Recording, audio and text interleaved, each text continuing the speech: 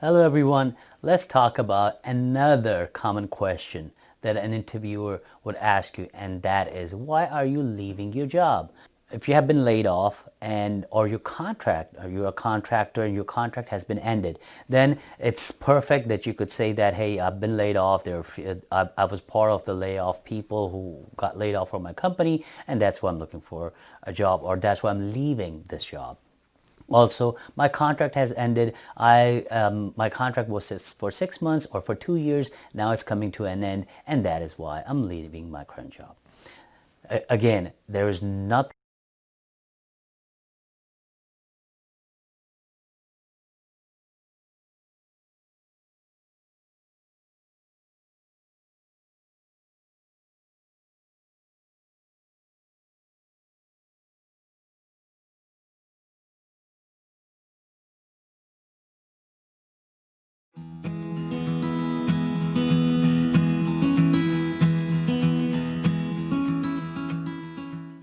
Hello everyone, let's talk about another common question that an interviewer would ask you, and that is, why are you leaving your job?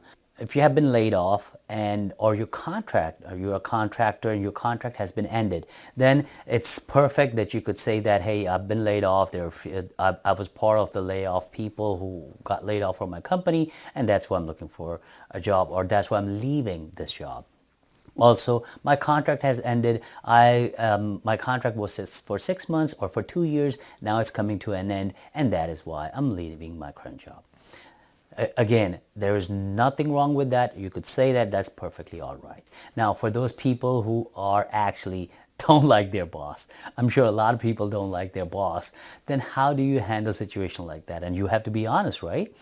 So how do you handle it? So I could give you a few tips how you could handle it. Number one is, you could say that the amount of work that I do for this company and for my boss is undervalued. I believe I'm not getting the motivation, I'm not getting the recognition for the amount of work that I have done so much. Also, you believe that your management had a different direction. So I'm interested in working in a more collaborated way or more collaborated environment.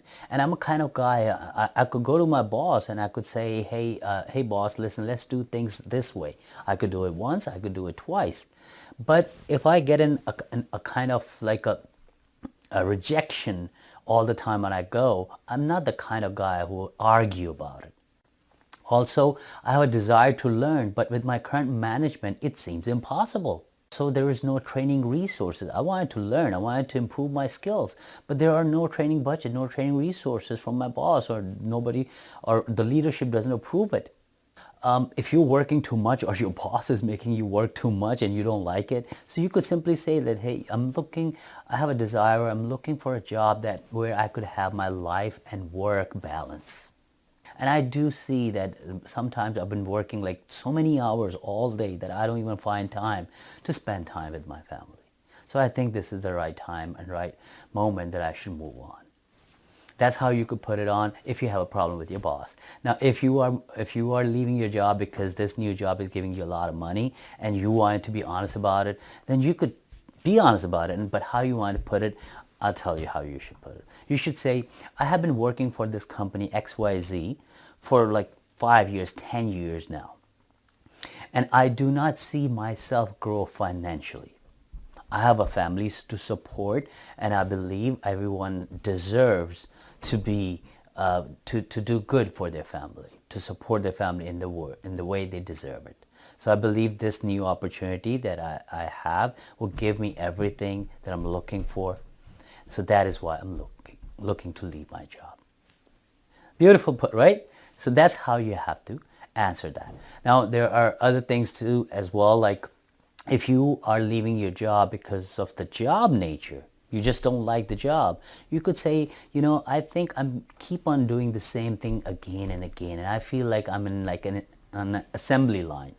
People who are on an assembly line, they do the same thing every day again and again.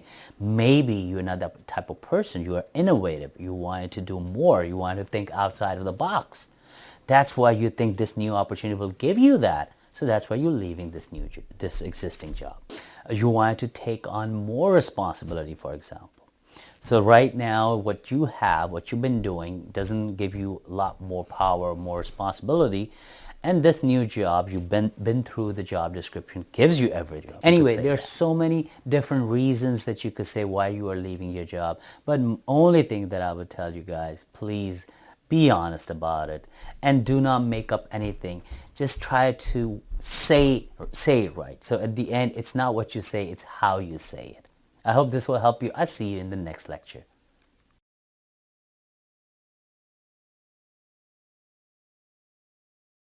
Hello and welcome again. Another common question, let's go over it. Why do I hire you? Very simple and straightforward question.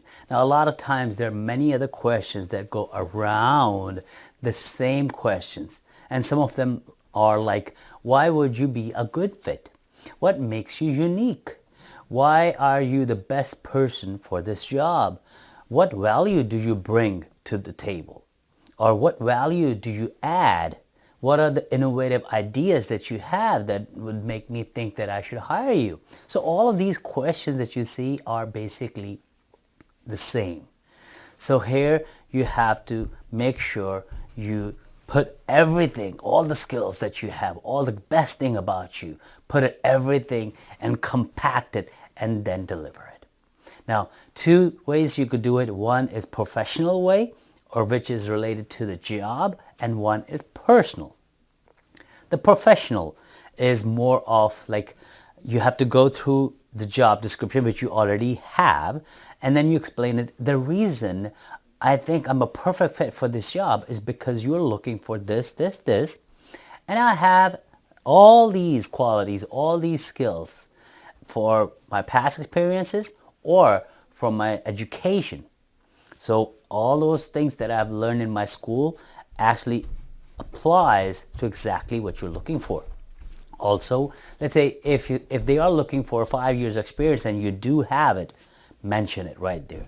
I noticed that you're looking for 5 years experience and I do have 5 or 6 years experiences, and that's a perfect fit for me. Your education background. So let's say if they're looking for someone with master's or bachelor's, please do mention that the basic requirement for this job is that the job requires a bachelor's degree, and I do have that, and I do even have the certification on top of that. That's why I think I'm a perfect fit for this job, and that's why you should hire me. Also, now let's go to the personal level. What are the things that you should say that he or she will remember? And that is, number one thing, you could rely on me. So if you're really a kind of person, you shouldn't say it if you're not reliable, first of all. If you are, you could mention it. You could rely on me. Say all those things, the qualities, the real qualities that you have personally. So one of the things you could say is you could rely on me. I'm a kind of person, if you call me at night, I will be able to answer it. I will be able to help you out no matter what. I can get things done, and I could get the exceptional results. I will fit perfectly and be a great team player or great addition to your team. I notice you have a team of 10 people, and I'm sure you don't want a person in your team who has all the negative feelings, who bring negativity, who has a different opinions, but the person might have it but doesn't get along with your team. I'm the kind of person who actually have worked in the past with so many teams, and they love me. That's why I think you should hire me. See, you have to break it down into two different categories. One is more geared toward the job or to the job description. One geared toward your personality. Put them together, and then this is how you should answer this question. I'm sure you'll do really good, and I hope this will help you. I'll see you in the next video.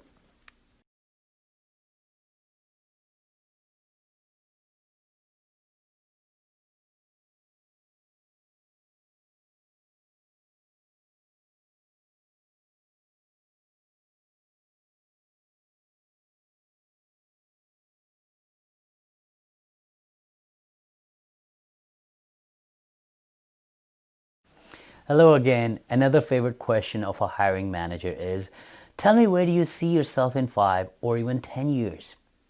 Well, the reason behind this question is because they really wanted to know that you stick around for that much time, because it costs companies a lot of money to hire a new person. So let's say if you are hired and a year from now you leave, it's going to cost the company a lot of money. Besides, they really wanted to know what your real plan is. So before you answer this question, I want you to know a few things that you should avoid. Number one is, do not mention about moving up in the rank. What that really means is, if a hiring manager is asking you this question, don't mention, I want to be the manager. I want to be a director, a VP. This is more of a threat to him or her. So don't mention, try to avoid that. Also, don't say that I wanted to run this place. I have had experience in the past where I have done an amazing job and I think I could do the same job here and I could lead the whole team. Try to avoid that. Also, I'm thinking of working 5 years on this company and then moving on. You don't want to say that. Don't make this company like a stepping stone to go to another company. Also, definitely don't mention that you are thinking of opening up your own company. So you want to work for yourself after 5 or 10 years. Don't say that again. If I wanted to hire someone to work for my company, I don't want him or her to leave after I have invested so much in that person. So try to avoid these things. Now, let's get into how you should answer.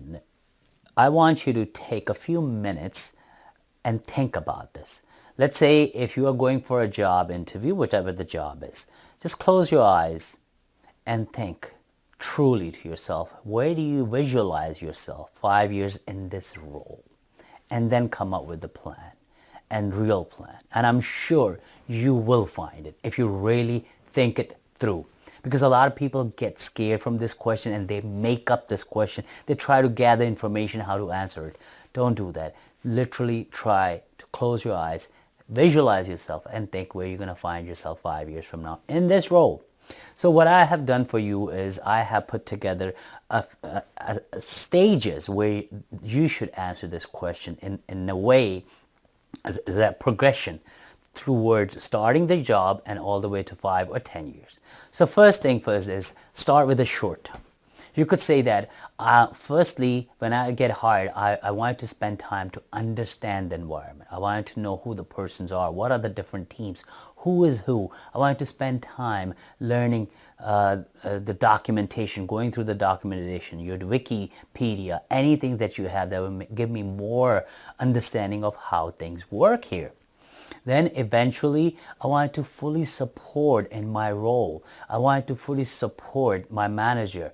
I wanted to have my manager rely on me and my team to rely on me. This is the first steps, so first couple of years I wanted to do. I wanted to build that trust the first couple of years. Then going on my third year, I wanted to be a person who is like a go-to guy, a go-to gal. I wanted the person who could get things done for my team or even for other teams. So the other teams would know right away, hey, this guy, Imran, is the guy who gets things done. Let's call that person. I wanted to start improving my training on my personal development. I'll take some training classes. I talk to my manager and I'll sit down and go over what are the trainings I should take. Also, I wanted to start pitching in some ideas to my team or to my manager, how we could improve some of the things that we have in our environment. Of course, I don't want to make someone upset with my new innovative ideas. I wanted to take baby steps. Then coming to the 4th or 5th year, then I wanted to implement, actually by that time I would have implemented a few things that would have improved productivity one way or the other. Then I wanted to also train new employees at that time. Spending 5 years, I want to be there that I could train new people or even train existing employees on some of the new technologies. I want to do some presentation for my boss or even hire leadership. I want to be the kind of person who provide guidance to the team and make few decisions if I get the power. And of course, if there is an opportunity of being a team lead, I will definitely take up on that. See, here is a progression. You put it out, you outline your 5 or even 10 years. This is the way that you should answer. It's not threatful to anyone, and they would see as a real welcoming way of you putting all these things together. So go over it, practice it if you have to, and if you have questions, let me know. I'm really sure this will help you if you follow the exact same way as I did. But if you have your own ideas, be honest to yourself and present it that way. I'll see you in the next lecture.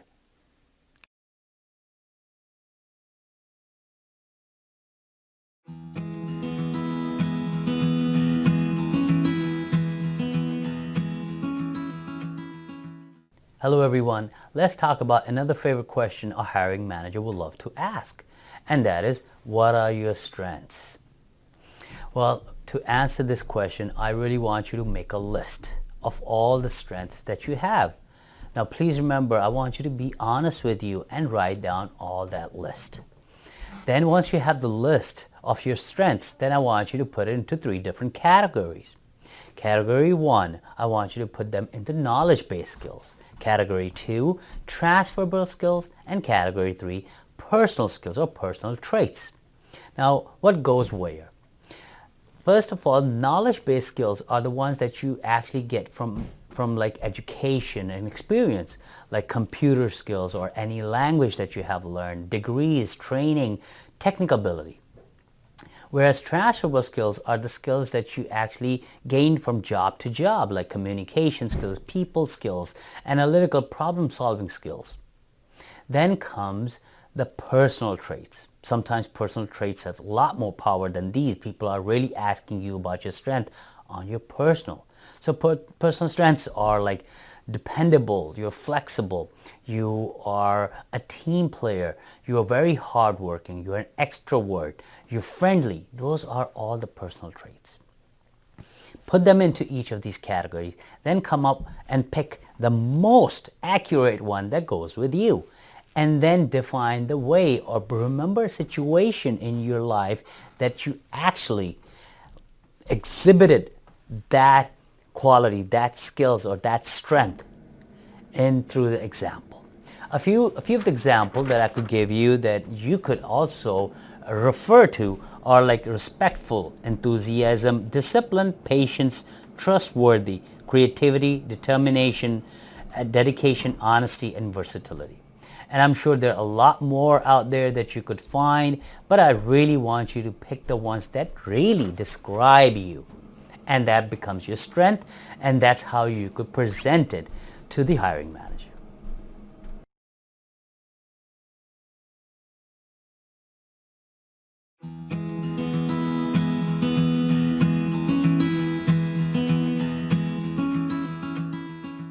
What are your weaknesses? A lot of people look at this question and say, oh my God, they're asking about my weaknesses. What if I tell my weaknesses and I don't get the job? Or something that I say could backfire. Well, there might be chances that it could backfire, but you have to know what you are saying.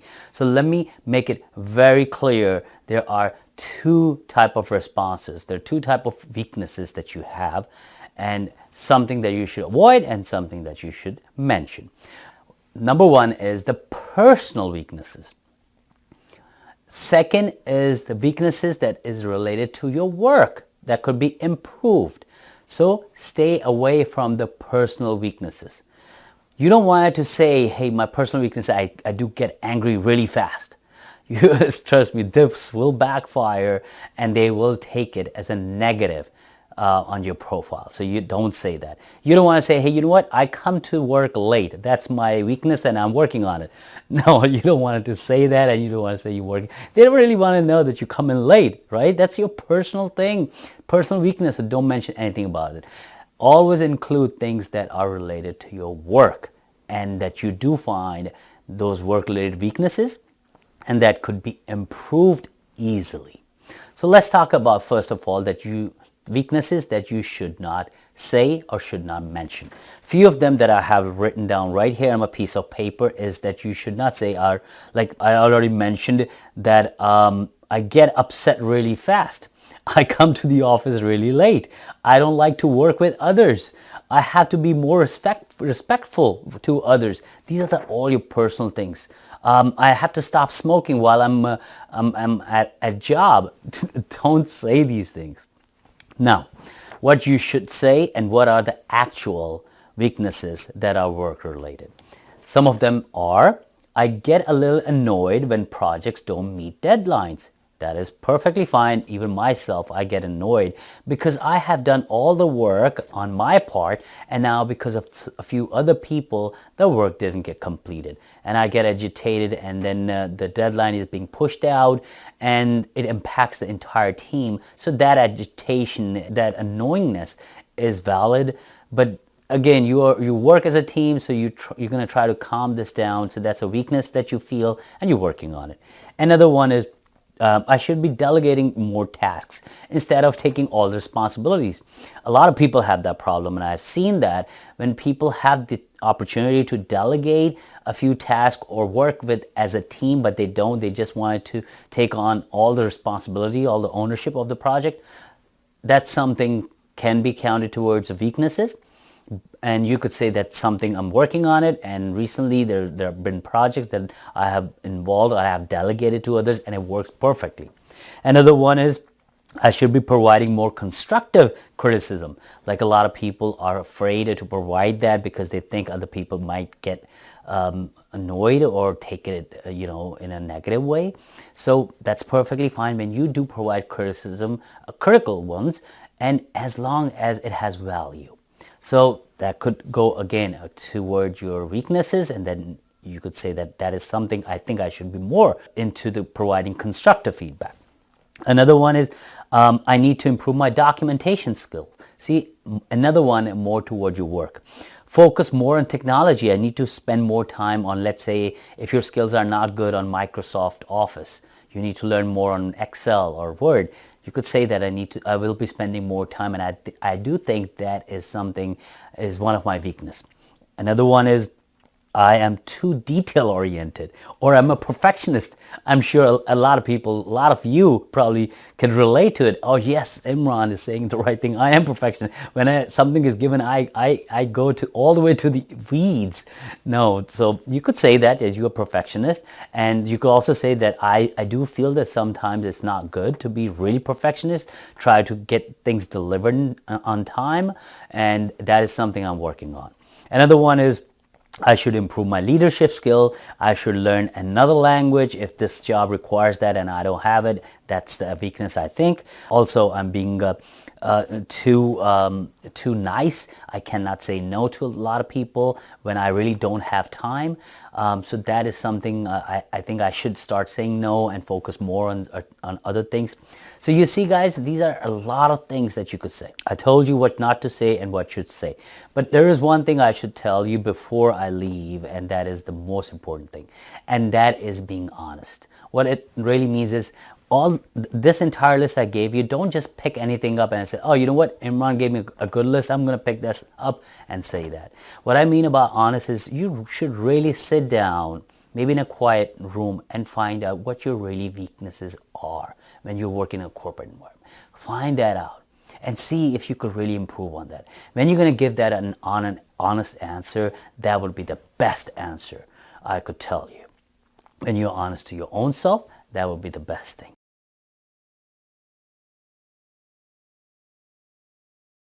Let's look at another common question, and that is, what is your greatest achievement or accomplishment? Also, someone might rephrase it as, what did you do in the past that you're really proud of? Now, you're probably thinking, hey, if I answer this question, I would probably have to show off, and I don't want to show off. Well, I know people love those who are humble, but sometimes when these type of questions are posed at you, you probably have to go one step further. You have to stand out.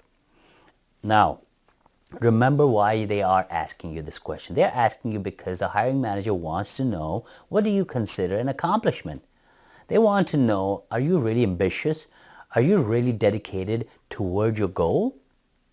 Okay, so I have a few tips for you that you should have in your mind before answering this question. And those tips are, I want you to be honest, of course. Don't make up anything if you do not have any accomplishment. But I'm sure everyone has some type of accomplishment in their life. I want you to try to stay with a recent accomplishment. Do not go more than the ones that are like 5 or 10 years old. Put it in a story, the story that is like inspiring, that would interest the hiring manager. Stay on track. So if you're telling the story, don't go around don't go around beating bushes and telling a different story. Include keywords that are part of the job description. Also avoid accomplishments such as like, I learned how to make pasta. I have started cleaning my room. I've become sober. So you definitely don't want to mention that. I'm relatively good at most things. That's my accomplishment. So try to stay away from that. Now, what should be part of your accomplishment? I could give you a few bullet points on that, and number one is on your personal accomplishment. You could say, I'm so proud that I bought a car for my dad. That's perfect. Now, just don't end it right there. Explain the story how you got it. Then also, I volunteered in a project for helping 1,000 homeless people. Beautiful. Another one is, I actually trained and completed a 20-mile marathon. That's definitely accomplishment. These are your personal accomplishment. If you do not have any professional or work-related accomplishment, you could mention your personal accomplishment too, as long as they're along these lines. Let's look at some of the work-related accomplishment. I gave a great presentation at work to my leadership on a product. I have beaten sales target. I prepared and I have taught classes to my entire team. I actually became an employee of the month, and the reason I became employee of the month is because of so and so reason. These are the few things that you should definitely include in your accomplishment. I hope this video is very helpful for you. If you have a question, let me know. I'll see you in the next video.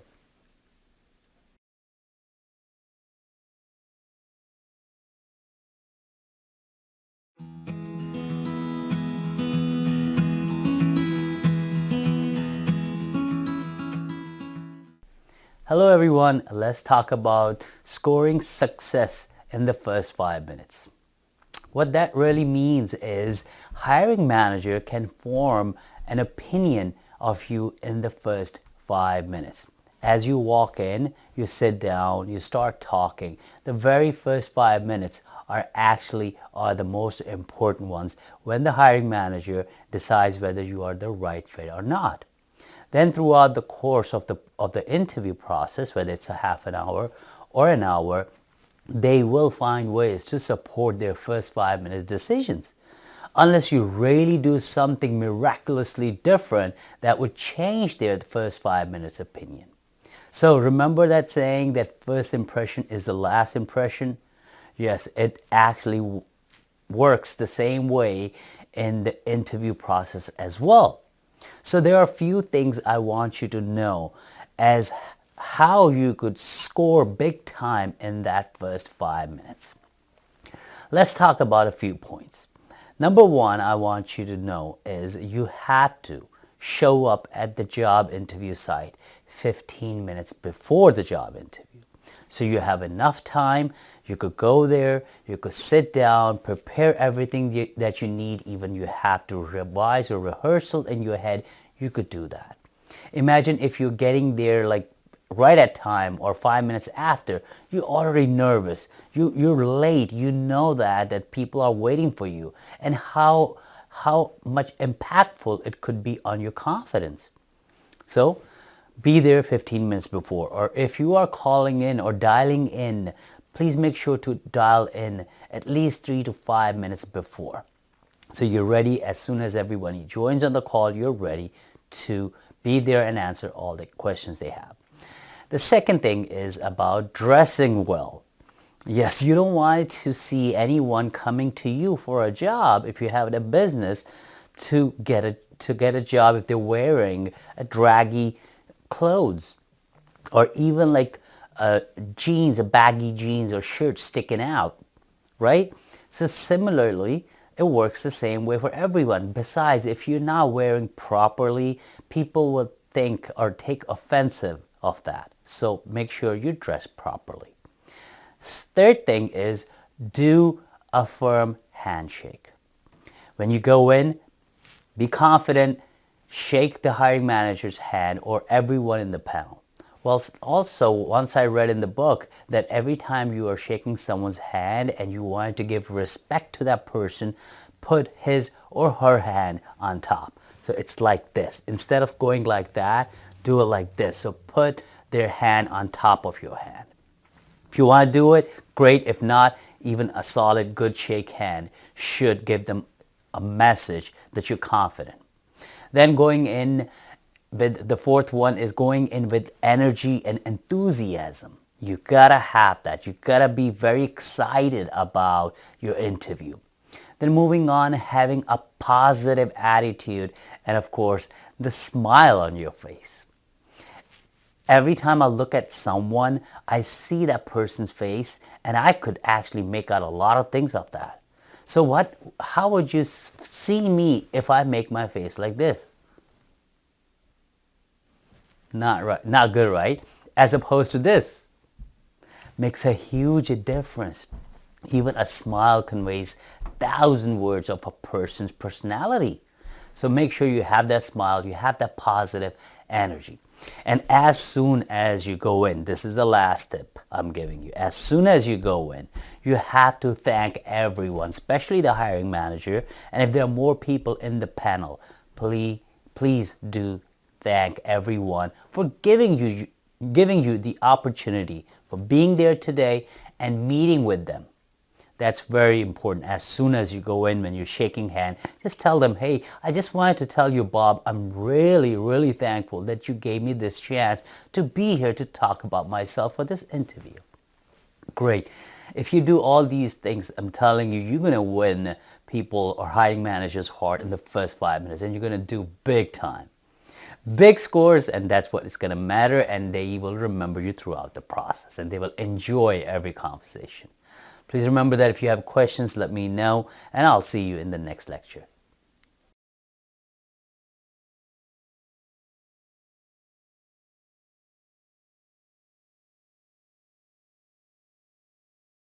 Talking about numbers or quantifiable facts. Do you know when I was going through my grad school and going through my MBA, they always talk about numbers. My professor have always taught me that numbers don't lie. And my job, wherever I'm hired, my job is to quantify everything that I work on. If I'm working on a project, how can I quantify that project? Meaning, how can I tell my boss or my leadership that going through this project, how many hours we have spent, what is the end result, are we going to save any cost? It's all about numbers.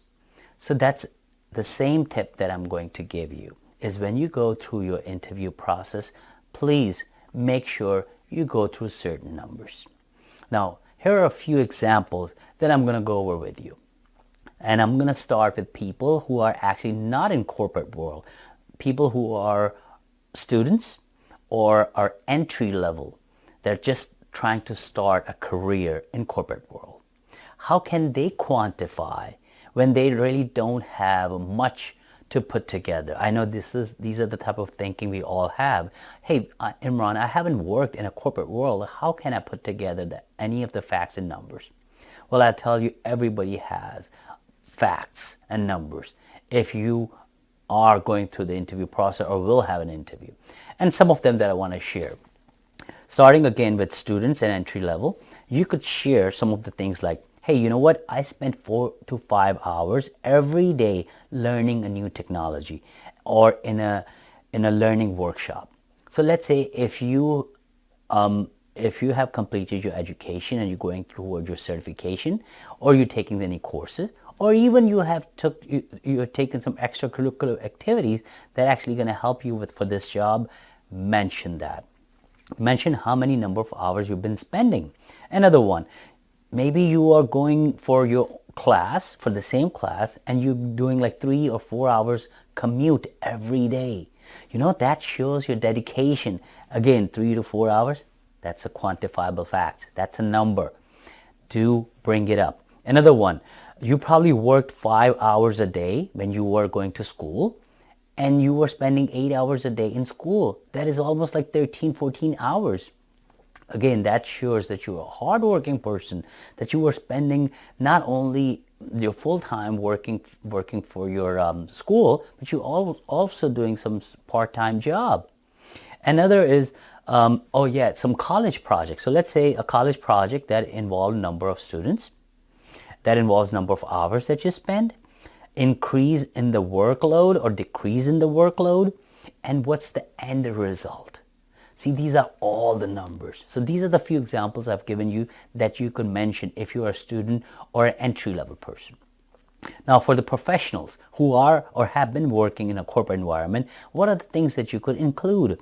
Such as anything that you have increased in number of customers. If you are in sales or you're dealing with a customer, do you know if the customer, the number since you started, has the customer increased?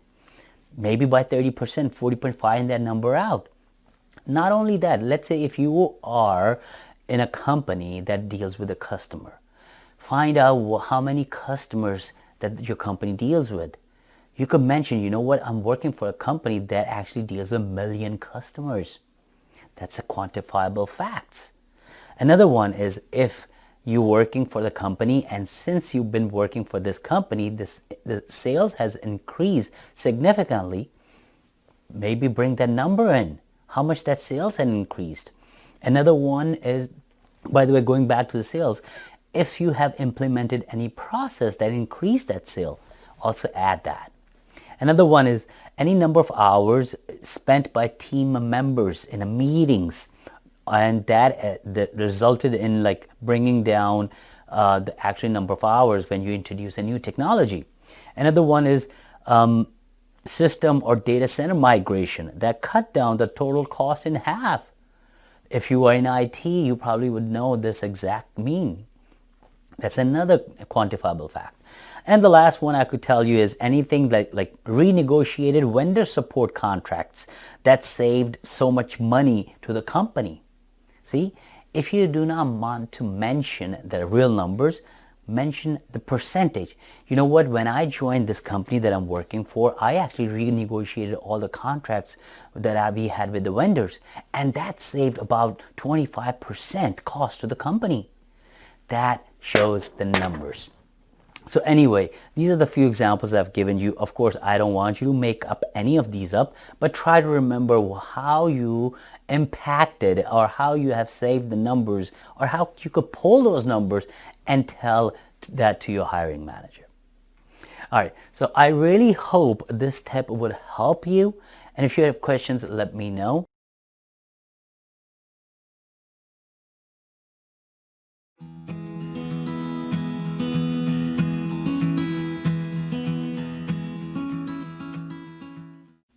Hello everyone. Today I'm going to share with you a tip on interview skills, and that is storytelling. Did you know storytelling is a very powerful tool that you could utilize in your interview process? People do personate and relate to your stories when you add your stories when you're answering a question. In the past, when people didn't have digital media, for example, theaters or movies or TV, they would actually go to storytellers or hire the storytellers and listen to the stories from them.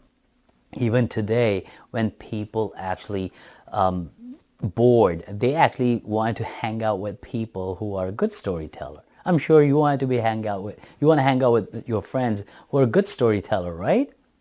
That's the power of storytelling. Now, if you want to enhance more on storytelling, I would recommend you to go online. There are tons of articles, tons of videos out there that would actually tell you or guide you to be a good storyteller. What I could tell you, a couple of points that you should focus on. Number one is your story doesn't have to be funny. As long as your story supports what you have written in your resume, or what actually tells everything about yourself, the kind of person you are, that's a perfect story. Another thing is, I don't want you to make up a story. If you're using someone else's story, I want you to give them the credit that this is that person's story. Now, another great tip I could give you about storytelling. Now, you're probably thinking, oh my God, I really don't have a story to tell. Now, how can I remember a story? How can I remember a story from the past? I understand people sometimes are not good in storytelling. That is perfectly fine. Now, here's a really good way of remembering that. I want you to go through your resume. I want you to read every line that you have written in your resume. And then try to remember, do you think that there is a story behind that line? If not, that's fine. Go to the next line. Then try to remember, is there a story behind that line? And I'm sure by the time you're going to be done with your resume, you're going to have at least 2 or 3 stories. Another thing that I could tell you, read through the job description and try to identify all the keywords. For example, I'm sure you're going to find keywords like team player, right? Or I have few of them written here like leader, result oriented, honest, problem solvers. Look at these keywords and then think of them. When was the time when I acted as a leader? Remember that story. When was the time when I actually produced a result? When was the time when I acted as a team player? Maybe not in a corporate world. Maybe you were in a college and you were given a project from your professor to work on it together. I'm sure everybody went through this. That's a story again. So bring those stories. Even if you help someone in your life and you went through so much hardship, put that in there. It shows that you're a really hardworking person. So that's my tip for today, that you have to add your story. And where you should add a story, the very first moment that you're going to get to put your story and present it is when they're going to ask you, tell me about yourself. That's a huge opportunity for you. Please add a couple of stories there. Also, during the interview process, when they ask you questions back and forth, you could always say, oh, by the way, that reminds me of a story when I was in college. By the way, that reminds me of the time when I was working for ABC company and I had to go through the same process. Storytelling. People will get entertained, they will glued to what you have to say, and they're going to find it very, very beneficial when they have to make a decision. So that was my tip. I hope you really like it, and I hope it really helps you.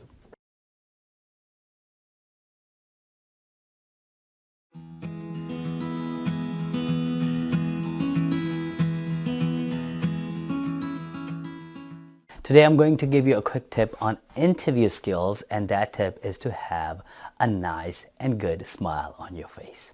Yes, smile matters a lot when you are going through the interview process, and trust me, it does wonders. It has worked for me many times in the past when I'm actually sitting in front of people, in front of the interview panel, and having that big smile on my face. Even actually, I have heard from people when I was hired, and I have heard a few months later, then one of the biggest reasons for them to hire me was me having that smile, and that shows my positive attitude. So that's my advice to you as well. Every time you actually go on site, in-person interview, have that smile. Also, if you are doing a phone interview, then even the smile or the way you talk can actually shows your positivity in your conversation. So bring that in as well. A lot of time I talk to my friends as well who actually conduct interviews, and I ask them, how's the interview go, or which person would you rather hire? They always tell me, hey Imran, I would rather hire a person who has a positive attitude, having that smile on the face, than a person who actually knows everything and has such a bad attitude and that boring face, and that will give a negative energy to everyone. Yes, you don't want to be surrounded by people who emits negative energy, right? You want to have friends with those people who have a positive attitude, who are smiling, who gives happiness to everyone, right? The same way works in a corporate environment. So please remember this tip: be positive, and the way you're gonna be positive is showing that positivity on your face and having that nice smile when you are having that interview. All right. And always in the end, as I tell everyone, please be honest, be positive, and always have a hope.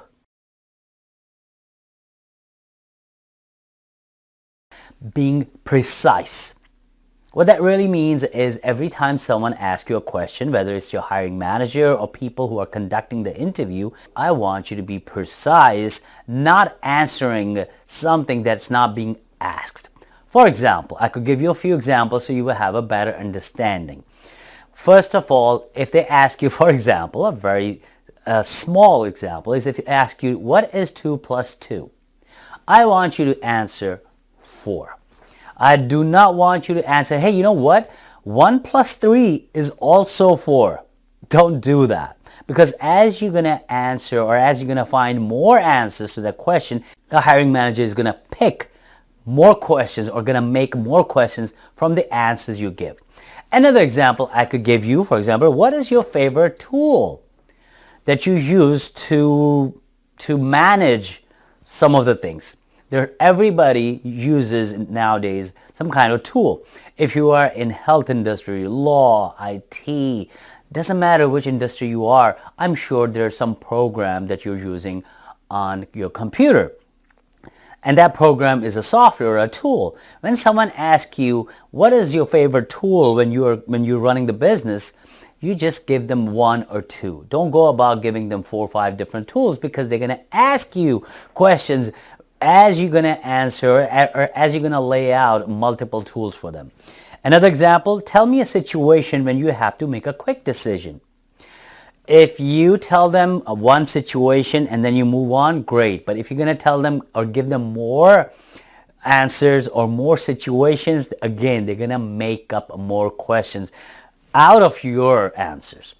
Another one, let's say, for example, if someone asks you, have you ever worked with Microsoft Office Excel? Your answer should be, yes, I have worked with Microsoft Excel, and I have almost like 5 or 6 years of experience, and I'm really great at it. That's it. Now, if you're going to add, oh, you know what? I'm glad you mentioned I know Microsoft Excel, and I also know Word. I also know PowerPoint.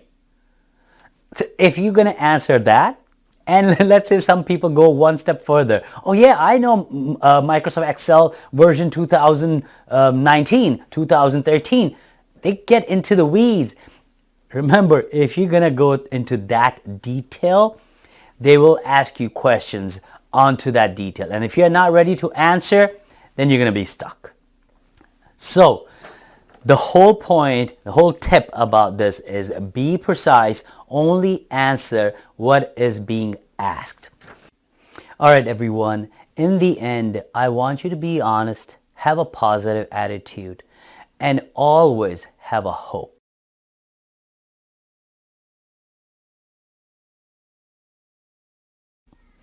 Hello everyone, this is your mentor, your guide, Imran Afzal. Again, I'm so glad that you are here. Today I'm going to give you another interview tip that I think that is really going to help you. And that is understanding the job requirement. It's by listening to the hiring manager when they are actually having the interview with you.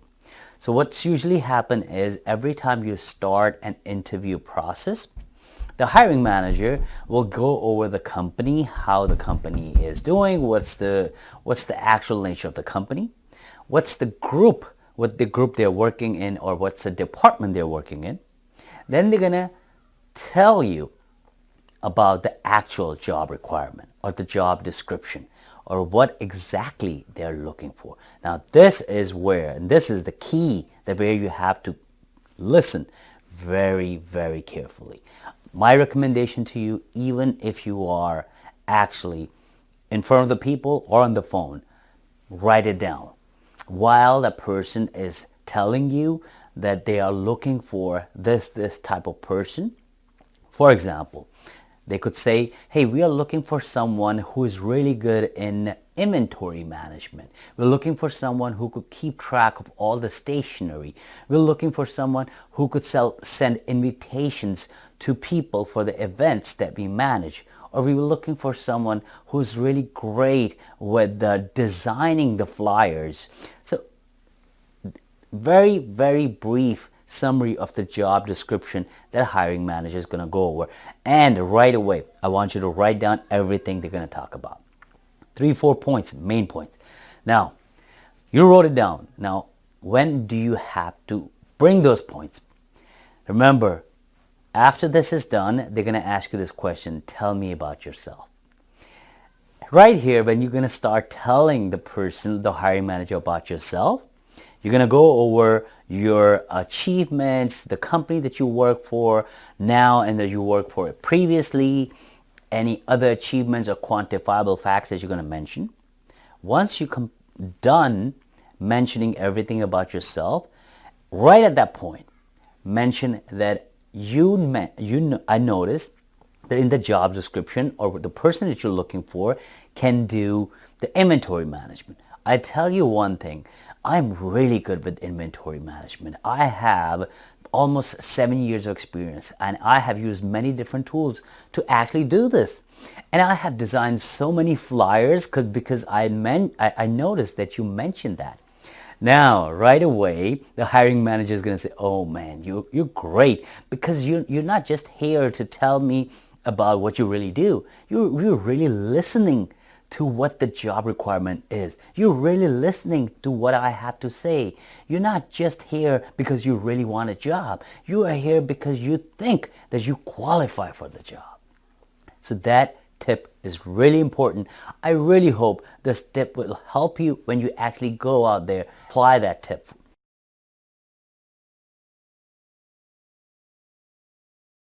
Today I'm going to give you another interview tip, and that is know the names or remember the names. To get into more detail, every time you start an interview process, whether it's a phone interview or it's an in-person interview, the hiring manager or people who are actually in the interview panel will introduce themselves. Your job, and this is a great tip, is to write down the names of those people. So if it's a hiring manager's name is John, write it down. And everybody in the panel, whether it's 3 or 4 people, try to write it down. Now, maybe it's a little hard for you while you are having a phone interview to actually remember the name and try to match that name with the voice. I understand that. But it's a lot easier to write those names and look at the face of the person and then remember the name with the face. So the reason I tell you this is so important in an interview is every time you answer a question, it is a great idea that you address the person who is asking you that question with the name. So if a hiring manager name is John, you could always say, hey John, thank you so much for the question. I'm glad you asked me that question. Let me give you an example. Let me tell you about this. Try to address people with their names. People love to hear their names. And I'm sure if someone is talking to you and they mention your name a couple of times, automatically you're going to find that conversation, and you're going to find that conversation more interesting. You're going to be more glued to that conversation, that you will feel that this person has given you some importance. So this is my tip. Please try to remember the person's name every time they're introduced. At the beginning of the interview, write it down right there. And throughout the interview course, mention their name again and again.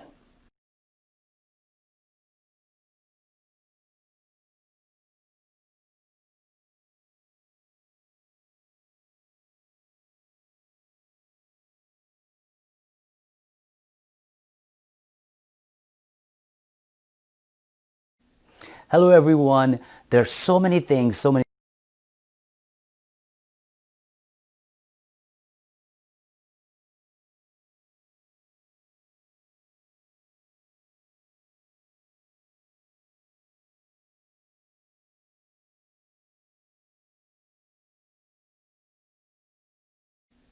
Hello everyone. There's so many things, so many tips that you could find. One of the good things that I have noticed, and that's something that I'm going to share with you, is not making up your answer. What that really means is if the hiring manager or people who are actually in the interview panel, whether they are having an interview face to face or on the phone, if you do not know the answer to the question that is being asked, please say that you don't know. That is absolutely fine.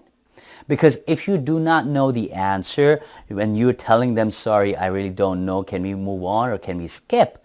That shows that you are honest and you do not want to make up stuff. That's number one advantage. Second is, if you really don't know and you are just making up, they could pick up right away that you are just adding the fluff to it and you really don't know the answer. Now, here's another thing. Now, probably people would think, hey, the question that is being asked, I do know, or I have actually experienced something, whether if it's a technology related, a tool related, or anything that you have touched in the past. But you really don't know a lot about it. Then how can you answer? Do you really have to say, I don't know, or how would you approach it? That is another or add-on tip that I could give you. Now, the best way that I would answer is if someone asked me any questions, I would say, I have an exposure on this in the past, but not to the extent that you have. This shows that you have touched something, but you don't remember. And also you have given the appreciation to the other person who's asking you the question that you are an expert. See, you are winning on both sides. So that's my tip. I hope you really like it. I hope it really helps you.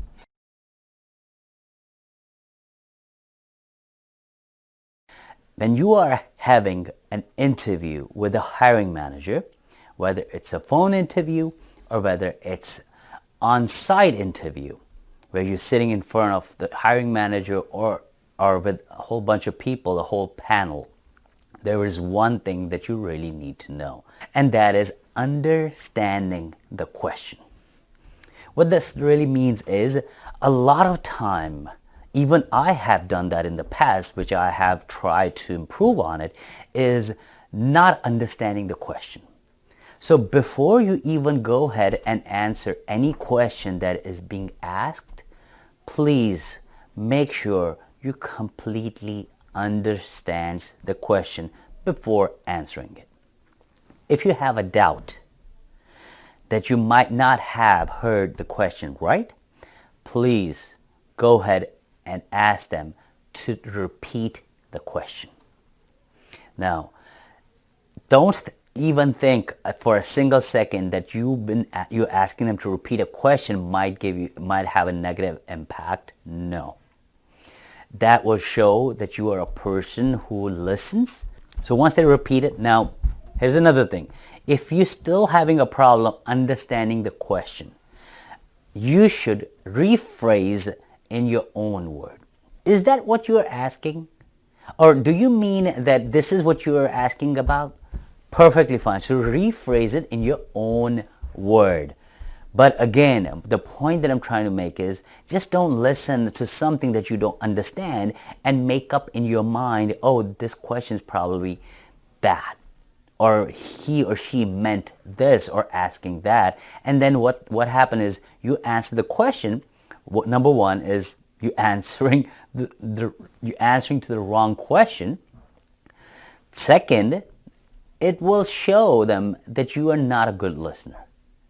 So please, it is perfectly fine to ask them to repeat or rephrase the question. At the end, let's say everything, you tried all these methods and still you don't understand the question. Please tell the hiring manager, I do not understand question. can we please move on, or can we skip this question? That is perfectly, quite honestly, is fine.